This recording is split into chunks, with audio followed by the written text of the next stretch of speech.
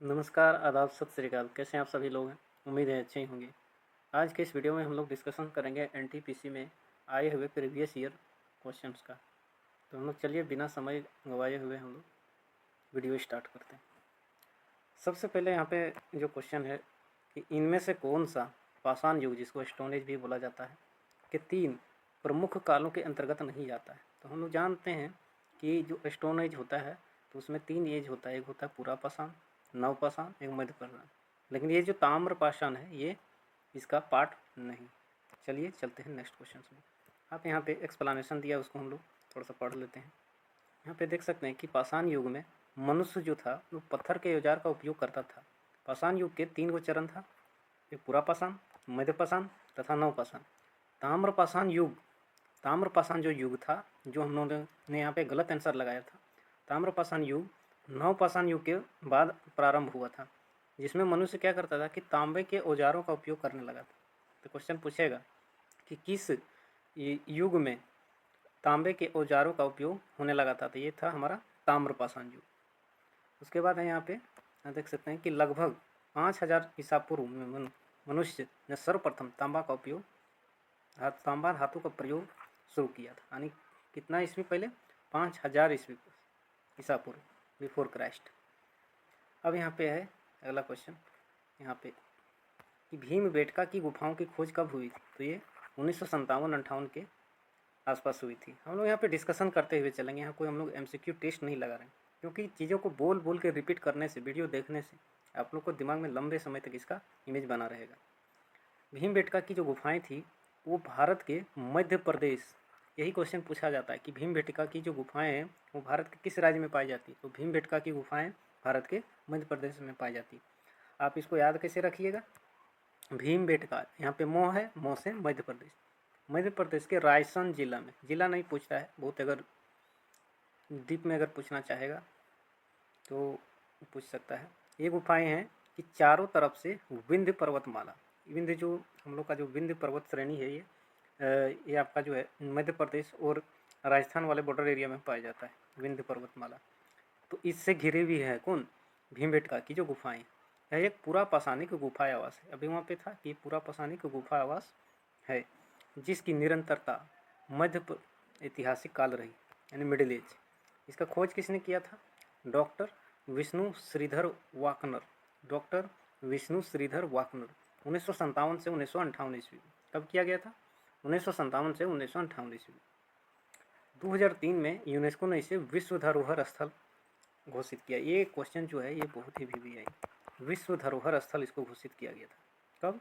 2003 ईस्वी। क्यों ईस्वी में? 2003 ईस्वी में। चलिए चलते हैं कि भीमबेटका के शैलाश्रय निम्नलिखित में से किसके लिए प्रसिद्ध है। तो ये प्रसिद्ध है, ये हमारा जो सही ऑप्शन है डी हो जाएगा। ये किसके लिए प्रसिद्ध है?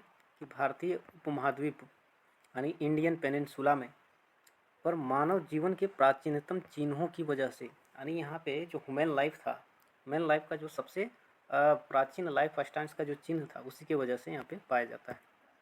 उसके बाद यहाँ पे देखिए एक्सप्लेनेशन थोड़ा सा पढ़ लेते हैं कि मध्य प्रदेश से अभी हम लोग किससे मध्य प्रदेश में हम लोग भीमबेटका की गुफाएं पढ़े थे। जो भी चीज़ जहाँ से रिलेटेड होगा हम लोग उसको रिवाइज करते हुए चलेंगे। मध्य प्रदेश भीमबेटका की गुफाएं, मध्य प्रदेश के विंध्य क्षेत्र में, वही विंध्य के क्षेत्र से घिरा हुआ कौन है? मध्य प्रदेश के भीमबेटका की गुफाएं। तो मध्य प्रदेश के विंध्य क्षेत्र में भोपाल के दक्षिण पूर्व में रायसेन जिला, याद रखिएगा 2 बार रिपीट हो गया, में अवस्थित भीमबेटका की गुफाओं से मानव जीवन के प्राचीनतम चिन्हों के प्रमाण मिले। यद्यपि यहाँ अधिकतर चित्रकारी मध्य पाषाण युग की है, किंतु यहाँ उत्तर पुरापाषाण, ताम्रपाषाण और प्रारंभिक ऐतिहासिक मध्यकालीन युग के भी चित्र मिले। एक्सप्लेनेशन से क्या होगा कि हम लोग को क्वेश्चन बार बार रिपीट होगा, जिससे हम लोग को लंबे समय तक याद रहेगा। अब यहाँ पे जो है चौथा क्वेश्चन से आप देख सकते हैं कि भारत में पाषाणकालीन शिला चित्रकारी कहाँ पाई जाती। तो अभी हम लोगों ने पढ़ा था, ये पे कहाँ पे पाई जाती है? ये पाई जाती है, ये आप यहाँ पे देख सकते हैं, ये भीमबेटका जो भी हम लोग पढ़ रहे थे। सब रिलेटेड रहता है क्वेश्चन, ये जितने भी क्वेश्चन हैं सारे के सारे प्रीवियस ईयर में पूछे गए हैं, एक भी फालतू क्वेश्चन नहीं। भीमबेटका भारत के मध्य प्रदेश के प्रांत के रायसेन जिला, देखिए 3 बार रिपीट हो गया, में स्थित एक पूरा पाषाणिक आवास थी, पूरा स्थल, यहाँ पर पाषाणकालीन शिला चित्रकारी पाई जाती है। अब यहाँ पे है 5वां क्वेश्चन। देखिए एनटीपीसी में कब 11 फरवरी 2021 का शिफ्ट 1 का फर्स्ट स्टेज CBT 1 में पूछा गया क्वेश्चन है कि निम्नलिखित में से कौन सा मानव गतिविधियों एवं सभ्यता के प्राक ऐतिहासिक काल का सही कालानुक्रम है, यानी इसको क्रोनोलॉजिकल ऑर्डर में आपको सजाना है। इसको किस में सजाना है? क्रोनोलॉजिकल ऑर्डर में। तो हम लोग तो सीधा सीधी जान रहे हैं कि बहुत सिंपल क्वेश्चन। ये पूरा पाषाण होता है, मध्य पाषाण होता है, नवपाषाण, और नवपाषाण के बाद हम लोगों ने अभी क्या पढ़ा था? ताम्रपाषाण। कौन पढ़ा था? ताम्रपाषाण। ताम्रपाषाण में ही तांबे का उपयोग आरंभ हुआ था, जिसका भी हम लोगों ने पढ़ा था। चलिए नेक्स्ट क्वेश्चन में यहाँ पे आप देख सकते हैं कि ये वही चीज़ है। यहाँ पे इसका डिवीजन दिखाया गया है कि इसमें आप देख सकते हैं कि प्राचीन भारत का इतिहास जो प्राग ऐतिहासिक काल लक्षण, फिर आद्य ऐतिहासिक काल। इसमें लिखित साक्ष्य उपलब्ध नहीं है, इसमें लिखित साक्ष्य उपलब्ध है। इसमें देखिए प्राग ऐतिहासिक काल लक्षण में इसमें लिखित साक्ष्य उपलब्ध नहीं है, लेकिन आद्य ऐतिहासिक काल लक्षण में इसमें लिखित साक्ष्य उपलब्ध है। ऐतिहासिक काल लक्षण में पुरातात्विक एवं साहित्यिक साक्ष्यों के आधार पर निर्धारण होता है। अब यहाँ पे इसका भी पुनः डिवीजन किया गया है, पूरा पाषाण, मध्य पाषाण, नव पाषाण। ये सब उतना इम्पोर्टेंस नहीं है।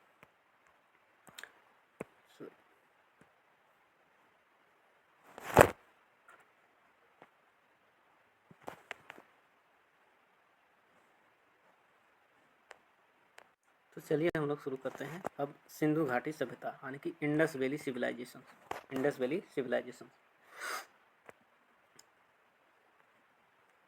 यहाँ पे हम देख सकते हैं कि सिंधु घाटी सभ्यता के समय शिल्प निर्माण के शिल्प जो है वो कहाँ से प्राप्त हुए थे? कहाँ से प्राप्त हुए? शिल्प निर्माण के लिए शिल्प कहाँ से प्राप्त हुआ था? तो ये जो आपका था, ये आपका है नागेश्वर नामक जगह से प्राप्त हुआ था। यहाँ पे सुतगोई, रोपड़ कहाँ है? आप लोग कमेंट करके बताइए।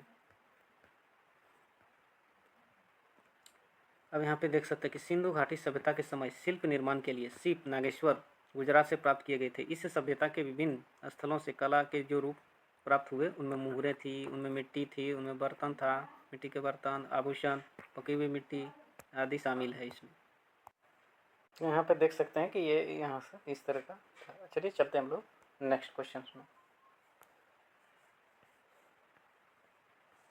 नेक्स्ट क्वेश्चन हम यहाँ पे देखेंगे कि सिंधु घाटी सभ्यता का निम्न में से कौन सा स्थल पंजाब भारत में स्थित है? तो पंजाब भारत में कौन सा स्थित है? तो अभी आप लोग से पूछा गया था, रोपड़। कौन सा स्थित है? रोपड़। कालीबंगा जो है, आप लोग से क्वेश्चन पूछते हैं, कालीबंगा जो है जो पुरातात्विक स्थल से, वो कौन से राज्य में पाया जाता है? आप लोग प्लीज़ कमेंट करके जरूर बताएं। सिंधु घाटी सभ्यता का स्थल जो है रोपड़ का खोज 1950 में किसके द्वारा किया गया था? बीबी लाल के द्वारा। इंपॉर्टेंट नहीं है। यह स्थल पंजाब के रोपड़ जिला में सतलुज नदी के तट पर स्थित है। इंपॉर्टेंट, किस नदी के तट पर स्थित है? रोपड़, सतलुज। अब इसको याद कैसे रखिएगा? रोपड़, रो से रो आर हो गया, आर के बाद क्या आता है अंग्रेजी में? यस, यस से की हो गया सतलुज, रोपड़ सतलुज, रोपड़ सतलुज। यहाँ पे दिखाया गया कि यहाँ से मनुष्य के साथ पालतू कुत्ते दफनाए जाने का साक्ष्य मिला। ये बहुत इंपॉर्टेंट है। यहाँ बोलेगा कि क्वेश्चन पूछेगा कि कौन सा स्थल है पुरातात्विक स्थल जहाँ पे कि मनुष्य जब मर जाता था उसके साथ पालतू कुत्ता के दफनाए जाने का साक्ष्य जो मिला है, तो वो रोपड़ है। रोपड़ कहाँ पे है? पंजाब में है। रोपड़ किस नदी के किनारे है? सतलुज नदी के किनारे है। यहाँ पे देखिए हड़प्पा की अधिकांश मानक मोहरें, यानी कि स्टैंडर्ड जो मोहर रहता था, जैसे कि हो गया पोस्ट ऑफिस में आपका मोहर, बैंक में मोहर रहता, उसी के अनुसार हड़प्पा के अधिकांश मानक मोहरें जो था वो किस नामक एक प्रकार के मुलायम पत्थर से बनी होती थी, जो 2x2 बीमा के साथ वर्गाकृति आकृति का होता था, यानी स्क्वायर डायमेंशंस का होता था, तथा जिसका उपयोग व्यावसायिक उद्योगों के लिए किया जाता है। ये थोड़ा सा नई टाइप का क्वेश्चन है, ये आप लोग याद रखिएगा। स्टीएटाइट, क्या है ये? Steatite, steatite. अब इसको याद कैसे रखिएगा? निमोनिक्स याद रखना बहुत जरूरी है, नहीं तो फिर याद ही नहीं रहेगा। इसको याद रखिएगा कि मुहर जो रहता था स्क्वायर का, वो बहुत टाइट रहता था। क्या होता था? टाइट, इतना टाइट रहता था कि लगता था कि स्टील के जैसा, बहुत हार्ड। तो स्टील से स्टीए, टाइट से स्टीए टाइट, स्टीए टाइट। यहाँ पे हम लोग देख सकते हैं कि हड़प्पा के अधिकांश मोहरें सिलखड़ी, स्टीएटाइट, जिसको सिलखड़ी बोला जाता है, से बनाया जाता था, जो एक प्रकार का नरम पत्थर है। इसके अतिरिक्त कांचली मिट्टी, चट, गोमेट मिट्टी आदि की बनी मोहरें भी हैं। मानक मोहर का जो डायमेंशंस था, इसको याद रखिएगा। 2x2 का आयाम का चौकर होती थी। इन मोहरों पर गणितीय चित्र होते थे। क्या होते थे? गणितीय चित्र होते थे, जिनका उपयोग शैक्षिक उद्देश्यों के लिए किया जाता था। सभी मोहर में जानवरों की तस्वीरें एक चित्रमय लिपि में लिखी गई थी जो अभी तक स्पष्ट नहीं है। चलिए चलते हैं हम लोग नेक्स्ट क्वेश्चन में। आप देख सकते हैं आरआरबी एनटीपीसी का सब प्रीवियस ईयर क्वेश्चन है। धोलावीरा, धोलावीरा किस राज्य में स्थित है? ये तो बहुत ही, अगर आप लोगों ने पढ़ा होगा तो ये बहुत ही आसान क्वेश्चन है। गुजरात। धोलावीरा कहाँ पे है? गुजरात। धोलावीरा गुजरात। अब इसको याद कैसे रखिएगा? गुजरात से याद आता है मोदी। क्या याद आता है? मोदी। गुजरात से क्या याद आता है? मोदी। मोदी ने वहाँ पे जितने भी लीडर थे सबको धो दिया। मैं मोदी का समर्थक नहीं हूँ, न ही विरोधी हूँ, इसलिए आप लोग इसको पॉलिटिकल मुद्दा ना बनाएं। धोलावीरा बस एक याद रखने का ट्रिक है कि किसने कहाँ पे धो दिया? मोदी ने जितने भी नेताओं थे सारे को धो दिया। तो धो से धोलावीरा गुजरात। अभी हम लोगों ने पढ़ा था रोपड़। रोपड़, रोपड़ कहाँ पे है? पंजाब में। कालीबंगा, कालीबंगा कहाँ पे है? हरियाणा में। रोपड़ कहाँ है? पंजाब। किस नदी के किनारे है? सतलज नदी के किनारे। इसी तरह हम लोग रिपीट करते चलेंगे। खेतड़ी, खेतड़ी कहाँ पे है? राजस्थान से याद आया, राजस्थान में भी एक पुरातत्व के स्थल से खेतड़ी। खेतड़ी कहाँ पे? राजस्थान में। यहाँ पे कौन किसका माइंस पाया जाता है? आप लोग कमेंट में बताइएगा।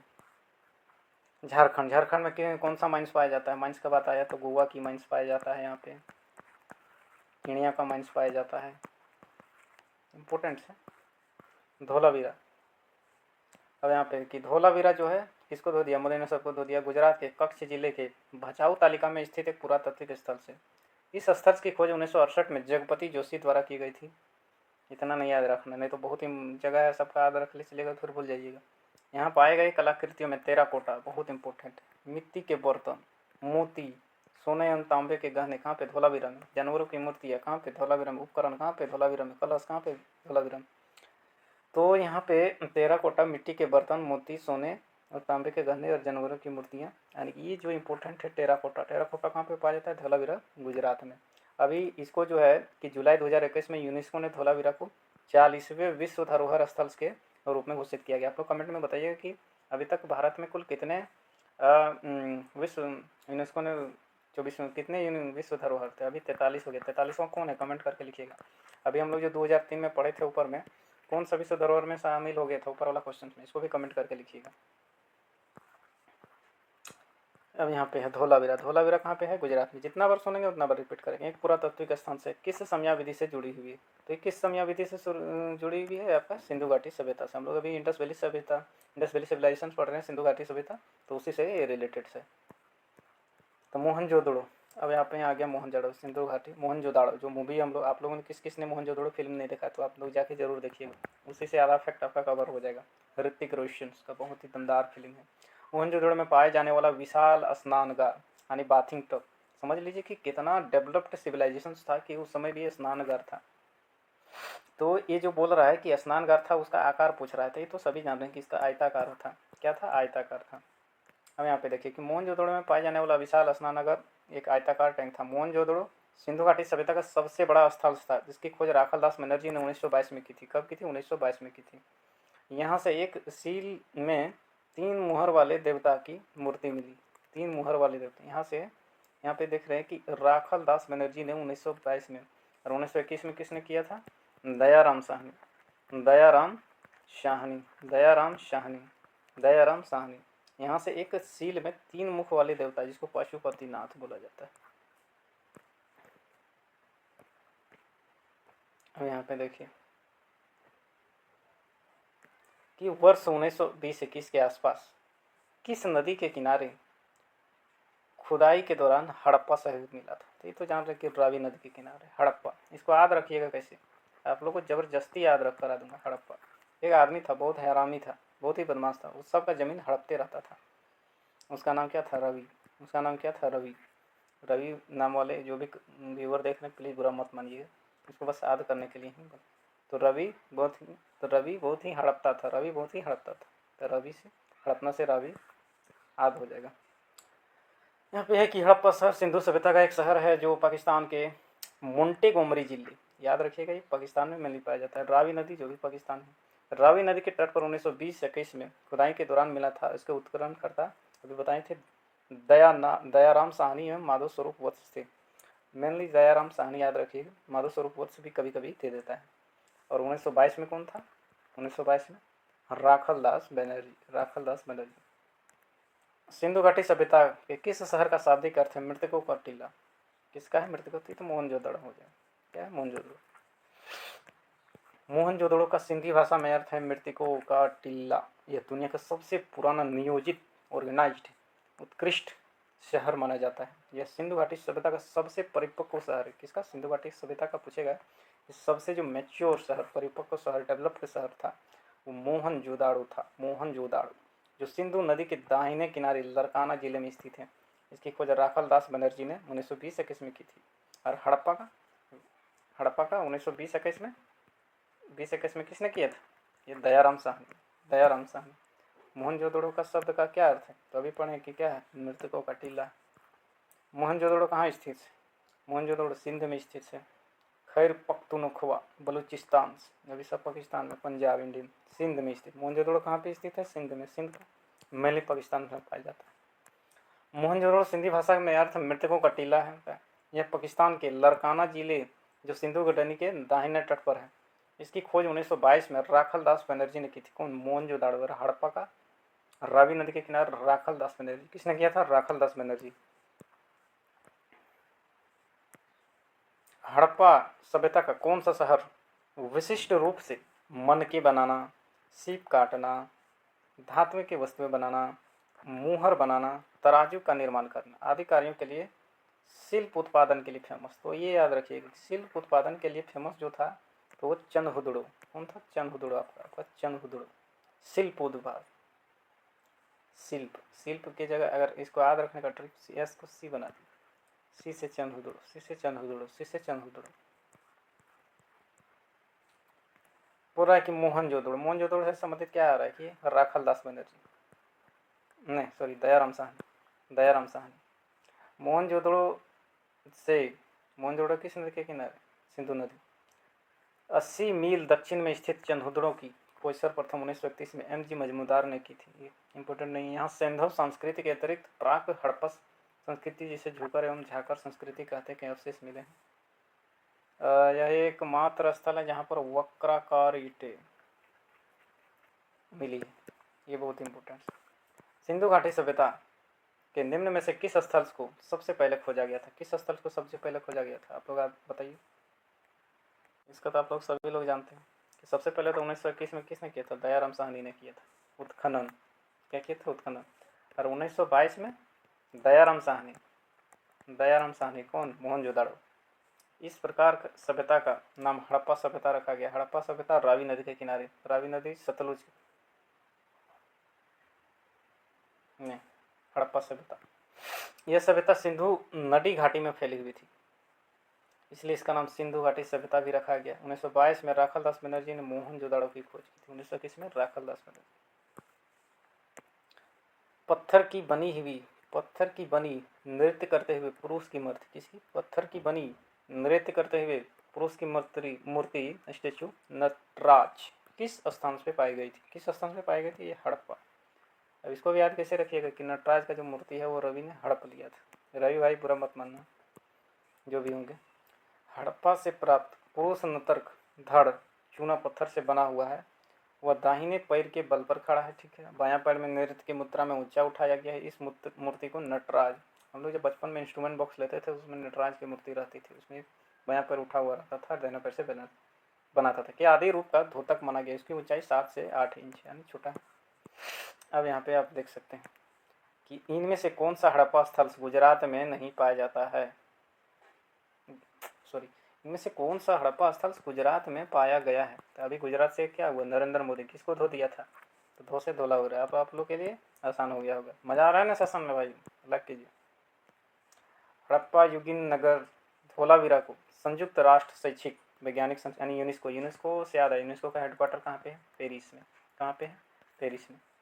यूनेस्को ने वैश्विक धरोहर की सूची में शामिल कर लिया है। यह गुजरात के रन ऑफ कच्छ के खादिर बेट द्वीप पर स्थित है। यह वैश्विक धरोहर की सूची में धोलावीरा 40वां स्थान। कौन सा ईस्वी में? 2021 में। अभी टोटल कितना है? 43वां। रिपीट करते चाहेंगे हम लोग। जगपति जोशी ने किया था, उतना इम्पोर्टेंस नहीं है। अब यहाँ पे देख सकते हैं कि निम्नलिखित में से कौन सा स्थल सिंधु घाटी सभ्यता का हिस्सा नहीं? तो सिंधु घाटी सभ्यता का देखिए मोहनजोदड़ो है, हड़प्पा है। मोहनजोदड़ो की खोज किसने किया था? ये दयाराम साहनी ने किया था।